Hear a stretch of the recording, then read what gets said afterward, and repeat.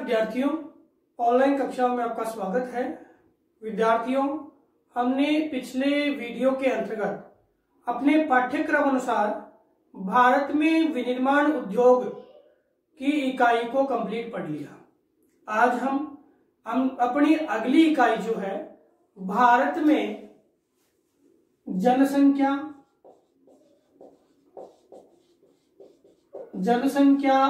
वितरण वृद्धि, भारत में जनसंख्या वितरण वृद्धि घनत्व, इस इकाई को आज हम पढ़ेंगे। भारत में जनसंख्या वितरण वृद्धि और घनत्व। देखो, सामान्य सी बात है, भारत में वितरण देखें तो जनसंख्या का हमने विश्व में पढ़ा था, सेम वही वितरण है, असमान वितरण है। और वृद्धि की बात करें तो पहले की तुलना में वृद्धि क्या हो रही है, कम हो रही है। और घनत्व है वो भारत का पहले की तुलना में बढ़ रहा है, क्योंकि जनसंख्या बढ़ रही है तो घनत्व भी क्या हो रहा है, बढ़ रहा है। सामान्य रूप से इनको हम जनसंख्या के वितरण वृद्धि घनत्व को जाने, इससे पहले आज हम सामान्य चर्चा करते हैं भारत की जनसंख्या की गणना के बारे में। भारत की जनसंख्या की गणना के बारे में तो भारत की जनसंख्या की गणना की मैं बात करूं तो सबसे पहले भारत की जनगणना जो है उसके दौरान देखें तो सबसे पहली जनगणना भारत की हुई थी 1872 में लॉर्ड मेयो के काल में। किसके काल में हुई थी? लॉर्ड मेयो के काल में। और उसके बाद जो जनगणना हुई आपकी 1881 में, वो जनगणना हुई लॉर्ड रिपन के काल में। लॉर्ड रिपन के काल में। तो यह जनगणना आपकी सबसे पहली जनगणना है। लेकिन अगर प्रश्न आपका आए कि पहली क्रमिक जनगणना, आपकी प्रश्न ऐसा आ भी चुका है, क्रमिक जनगणना कब हुई, तो क्रमिक जनगणना आपके 1881 में हुई लॉर्ड रिपन के काल में। तो यहां से भी काउंटिंग करते हैं तो ये तो क्या है, क्रमिक जनगणना नहीं है। और क्रमिक जनगणना कौन सी है? 1881 की। तो भारत की जनसंख्या की गणना की शुरुआत ही आपकी कहां से? लॉर्ड मेयो के काल में 1872 से हुई। और बाद में क्रमिक की जो है शुरुआत वो कब से हुई? 1881 में हुई। अब इसके बाद हम बात करें कि इस समय जो सबसे पहले जनगणना करने वाले जो जनगणना आयुक्त थे भारत में, वो थे डब्ल्यू.सी. फ्लाउंटेन। डब्ल्यू.सी.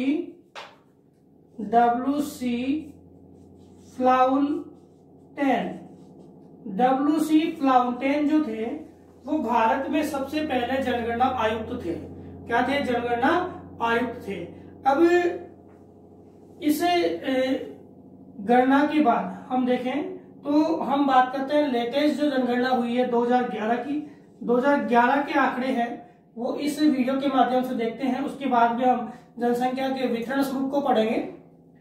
2011 के अनुसार देखें तो भारत की जनगणना 2011, जिसके जनगणना आयुक्त थे सी चंद्रमौली।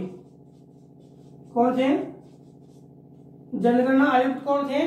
सी चंद्रमौली, जिन्होंने भारत की जो जनगणना है उसके अंदर अपना महत्वपूर्ण रोल या महत्वपूर्ण भूमिका निभाई। तो भारत की जनगणना से प्रश्न आ गया 2011 के जनगणना आयुक्त कौन थे?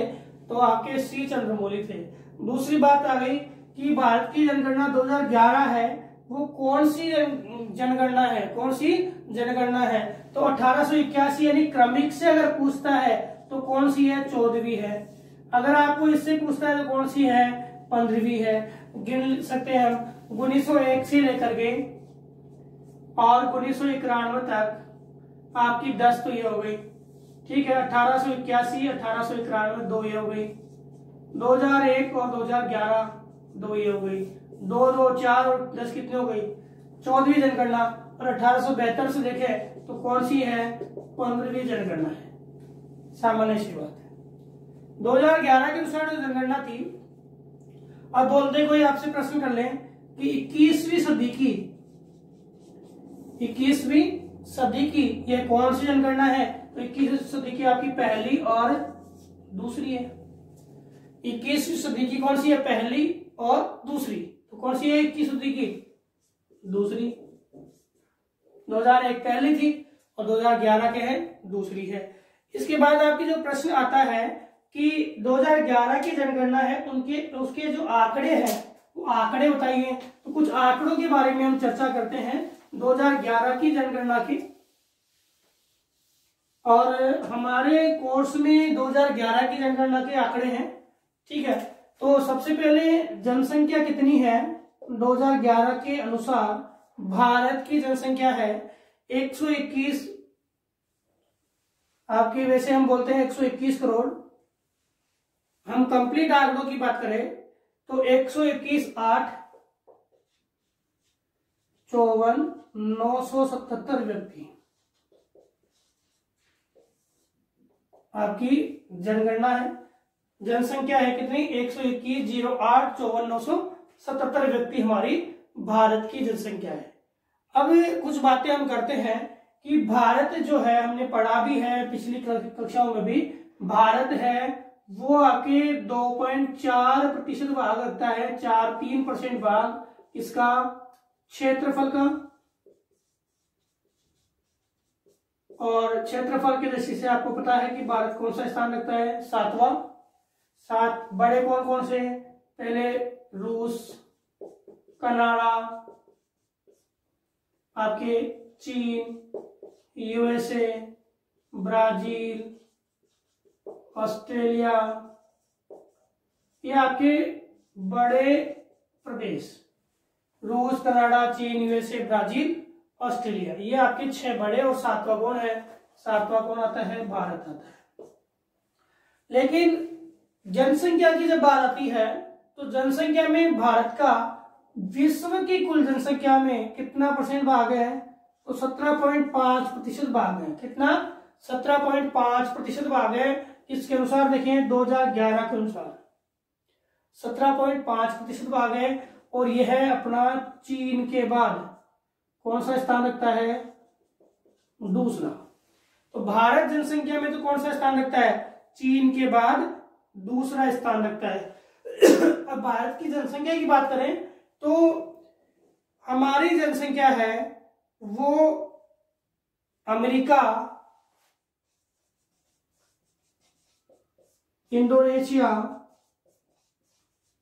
ये जो देश है America, Indonesia, Brazil, Bangladesh, Pakistan, America, Indonesia, Brazil, Bangladesh, Pakistan और जापान। इन देशों की जनसंख्या को आप मिला लो, America, Indonesia, Brazil, Bangladesh, Pakistan और जापान, इन देशों की जनसंख्या को आप मिला लो तो आपकी भारत की जनसंख्या के बराबर है। यानी ये देश है, इनकी जनसंख्या हमारी भारत की जनसंख्या के बराबर है। तो भारत में जनसंख्या जो है विश्व की कितनी परसेंट है? 17.5% जनसंख्या निवास करती है। दूसरे नंबर पर ही भारत जनसंख्या के क्षेत्र में आता है। अब इसके बाद हम बात करें कि भारत जो है जनसंख्या घनत्व में देखें तो जनसंख्या घनत्व है 2011 के अनुसार भारत का घनत्व जानते होंगे क्या होता है? घनत्व होता है, क्वेश्चन निश्चित तौर पे आएगा और आगे और पढ़ाऊंगा भी घनत्व नेक्स्ट वीडियो के अंदर कि घनत्व जो है वो क्या होता है? एक इकाई जो क्षेत्रफल है उसमें जनसंख्या का अनुपात, जनसंख्या और क्षेत्रफल का अनुपात क्या होता है? घनत्व होता है। जनसंख्या और क्षेत्रफल का अनुपात क्या होता है? घनत्व होता है। और भारत का जनसंख्या घनत्व है 2011 के अनुसार कितना है? 300 व्यक्ति प्रति वर्ग किलोमीटर। 2001 के अनुसार ये कितना था? 2001 के अनुसार यह घनत्व था आपके 324, कई बुक है इसको 325, अंतिम आंकड़े हैं उनके अनुसार व्यक्ति प्रति वर्ग किलोमीटर। अब घनत्व के बाद में बात करूं लिंगानुपात की। देखो सामान्य चीजें, सामान्य प्रश्न हम एक बार जान लेते हैं, उसके बाद हम डिटेल से इनको पढ़ेंगे। तो लिंगानुपात की बात करें तो लिंगानुपात क्या होता है, भारत के जैसे जाने तो प्रति 1000 पुरुषों पे महिलाओं की संख्या, तो महिलाओं की संख्या या स्त्रियों की संख्या लिख देता हूं मैं, स्त्रियों की संख्या बटे पुरुषों की संख्या इंटू 1000, स्त्रियों की संख्या, पुरुषों की संख्या और 1000। तो स्त्रियों की संख्या 1000, पुरुषों पे स्त्रियों की संख्या क्या कहलाएगी, लिंगानुपात कहलाएगी। इसके बाद हम देखें कि लिंगानुपात जो भारत का है वो 2011 के अनुसार कितना है और 2001 के अनुसार कितना है। तो 2011 के अनुसार लिंगानुपात हमारा 943, अंतिम आंकड़ों की बात कर रहे हैं, अनंतिम में आपको कई बुकों में 940 मिलेगा, लेकिन हम किसको मान रहे हैं, 943 को, 943, 943 हमारा क्या है लिंगानुपात, ये क्या हो गया प्रति 1000 पुरुषों पे स्त्रियों की संख्या। और 2001 में लिंगानुपात हमारा कितना था, 933 था। और अब हम बात करें शिशु लिंगानुपात की।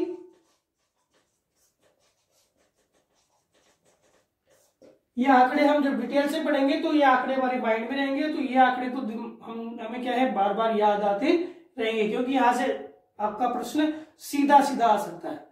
लिंगानुपात, शिशु लिंगानुपात कौन सा, 0 से 6 आयु वर्ग, 0 से 6 आयु वर्ग के जो बच्चे हैं उनमें वही पुरुषों पे महिलाओं की संख्या क्या कहलाएगी, शिशु लिंगानुपात। और शिशु लिंगानुपात की बात करें तो भारत की स्थिति शिशु लिंगानुपात में दयनीय है, पहले आपके 927 था और वर्तमान में 919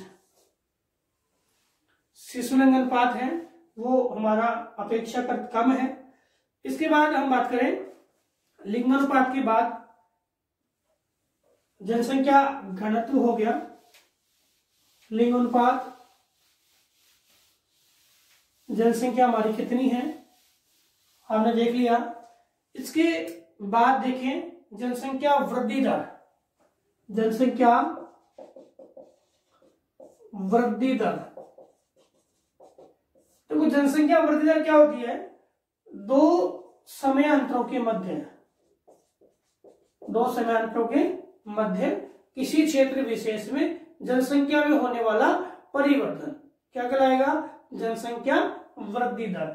अब दो समयांतर क्या होता है, 2001 और 2011 के बीच में अब किसमें, भारत में किसमें परिवर्तन हो रहा है, जनसंख्या में, और उसको क्या बोलेंगे हम, जनसंख्या वृद्धि कहेंगे। और जनसंख्या वृद्धि की बात करें तो 2011 में भारत की जनसंख्या वृद्धि है 17.64%, और 2001 में ये कम ज्यादा थी, 21.54% थी, 21.54% क्या थी 2001 के अनुसार। और 2011 में है ये आंकड़ा कम हुआ है, ये आंकड़ा 2011 में क्या हुआ, कम हुआ है। और इससे पहले की बात करें 1991 में ये 24, और फिर ये 1991 में और 1981 में ये वृद्धि दर क्या थी, सर्वाधिक थी। 81 के बाद में वृद्धि दर में लगातार क्या आई है, कमी आई है। तो हमने जनसंख्या वृद्धि कितनी है, जनसंख्या घनत्व कितना है, जनसंख्या कितनी है, ये आंकड़े जाने। तो इन आंकड़ों के बाद हम जो अपने पाठ्यक्रम का मूल बिंदु जनसंख्या वितरण, इसकी बात करते हैं। तो ये पाठ्यक्रम का जो मूल बिंदु है कि जनसंख्या वितरण क्या है। तो जनसंख्या वितरण देखो, हमारे देश में जनसंख्या भिन्न भिन्न क्षेत्रों में अलग अलग रूप से निवास करती है, कहीं ज्यादा कहीं कम।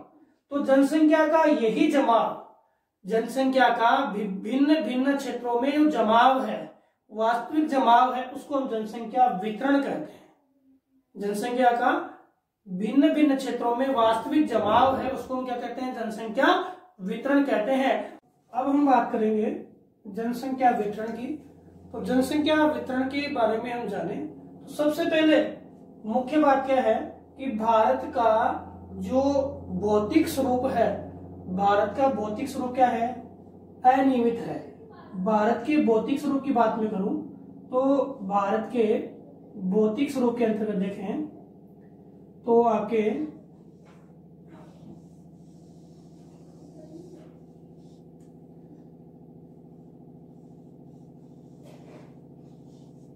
भारत के भौतिक स्वरूप के अंतर्गत देखें हम तो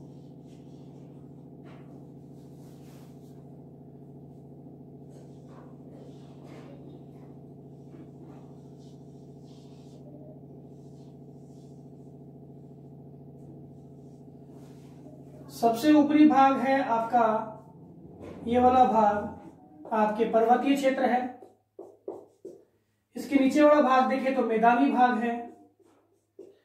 ये वाला भाग देखें तो आपका पठारी भाग है और इसके बाद देखें तो मरुस्थल है और ये आपके द्वीप समूह है। तो भारत की जो स्थिति है वो देखें तो भौतिक उच्चावस्था भारत में प्राय देखने को मिलती है और इसी भौतिक उच्चावस्था को देखते हुए भारत की जनसंख्या वितरण को अगर हम देखें तो ये कैसा है, असमान। पहली बात, भारत का जनसंख्या वितरण कैसा है, असमान है, जिसका कारण क्या है, आपके भौतिक असमानता। भौतिक असमानता, इसी भौतिक असमानता को देखें तो भारत में कुछ राज्य, जैसे आपके सबसे पहले मैं बात करूं उत्तर प्रदेश, यूपी, दूसरी बात करूं मैं महाराष्ट्र, यूपी, महाराष्ट्र, तीसरे नंबर पे बात करें तो आपके बिहार, यूपी, महाराष्ट्र, बिहार, तमिलनाडु और आंध्र प्रदेश। यूपी, महाराष्ट्र, बिहार, तमिलनाडु और आंध्र प्रदेश। इन राज्यों के अंतर्गत देखें तो आपके 30% भूभाग पर, 30% तो क्या है, क्षेत्रफल है, और यहाँ पे 50% क्या है, जनसंख्या निवास करती है। कितनी परसेंट, 50% यहाँ जनसंख्या निवास करती है। तो ये असमानता आपको देखने को मिल रही है। और दूसरी बात कर रहे हैं तो आपके उत्तरी पूर्वी राज्य है, यहाँ पे आपके 16% क्षेत्र पर आपके 4% जनसंख्या निवास करती है। कितनी, 4% जनसंख्या निवास करती है। तो ये असमानता आपको देखने को मिल रही है कि ये जो मैदानी भाग है यहाँ पे सर्वाधिक जनसंख्या निवास करती है और जो पहाड़ी भाग है यहाँ पे कम जनसंख्या निवास करती है। इस आधार पे हम देखें जो वितरण है हमारा किसका, भारतीय जनसंख्या का, तो भारतीय जनसंख्या के वितरण को हम मुख्यतः देखें तो 3 आधारों में इसको बांट सकते हैं। कितने आधारों में, 3 आधारों में इसको बांट सकते हैं। पहली बात करूं मैं आपके मैदान, जो मैदानी भाग है जिसमें आपके ये सारे प्रदेश आ गए, यूपी, बिहार, आपके राजस्थान, पंजाब, हरियाणा, दिल्ली, ठीक है, गुजरात, ये बड़े भाग आ गए जो आपके मैदानी भागों में हैं। और इन भागों में आपके 42.7% जनसंख्या निवास करती है। 42.7% जनसंख्या निवास करती है आपके मैदानी भागों में। असम भी आ गया। क्यों करती है, क्योंकि यहाँ पे जनसंख्या के लिए अनुकूलता देखने को मिलती है। समतल मैदान है, समतल मैदान के कारण यहाँ पे सघनतम जनसंख्या आपके पाई जाती है। और यही कारण है कि ये जो भाग है, ये जो मैदानी प्रदेश है, यहाँ पे भारत की सबसे ज्यादा जनसंख्या निवास करती है। दूसरी कैटेगरी हमने बांटी वो है आपके पठारी प्रदेश। दूसरी कैटेगरी में कौन सा आता है, आपके पठारी प्रदेश, ये वाला भाग। दूसरी कैटेगरी में कौन सा आता है, पठारी प्रदेश आता है, जहां पे आपके कौन कौन से राज्य आते हैं। इसमें आपके महाराष्ट्र आ गया, आंध्र प्रदेश आ गया, तेलंगाना आ गया, एमपी आ गया, ठीक है, छत्तीसगढ़ आ गया, आपके उड़ीसा आ गया। ये प्रदेश आपके कौन से में आते हैं, पठारी क्षेत्र में आते हैं, जहां पे दूसरे नंबर पे आपकी जनसंख्या का क्षेत्र या मतलब फर्स्ट नंबर पे क्या आएगा, मैदान, और 2 नंबर पे अगर जनसंख्या का सघनतम भाग पाया जाता है तो वो कौन से में मिलेगा, आपको पठारी प्रदेश में मिलेगा। तीसरी कैटेगरी में हमने बांटा आपके पर्वतीय प्रदेश। पर्वतीय प्रदेश, और राजस्थान का डेजर्ट, आपकी गुजरात का डेजर्ट, ठीक है। तो ये डेजर्ट आपके कौन सी में हमने लिया, हमने डेजर्ट का जो भाग है आपके ये पूरा पर्वतीय भाग है, ये कौन सी कैटेगरी में लिया, तीसरी कैटेगरी में लिया, जहां पे आपकी भारत की सबसे कम जनसंख्या निवास करती है। कारण क्या है, कारण की बात करें तो आपके प्राकृतिक विषमता है, यातायात के साधनों का अभाव है, यातायात के साधनों का अभाव है, संसाधनों का अभाव, और साथ ही साथ और क्या, तो इसमें सबसे मेन बात आप देखें कि यहाँ पे लोगों के लिए रोजगार का अभाव है। तो रोजगार के अभाव के कारण, उत्पादन की क्षमताओं के अभाव के कारण यहाँ पे कम लोग निवास करते हैं। तो हम जो वितरण की बात कर रहे थे, तो वितरण में भारत का सबसे पहले हम बात करें तो असमानता का भौतिक स्वरूप ही वितरण को क्या करता है, प्रभावित करता है।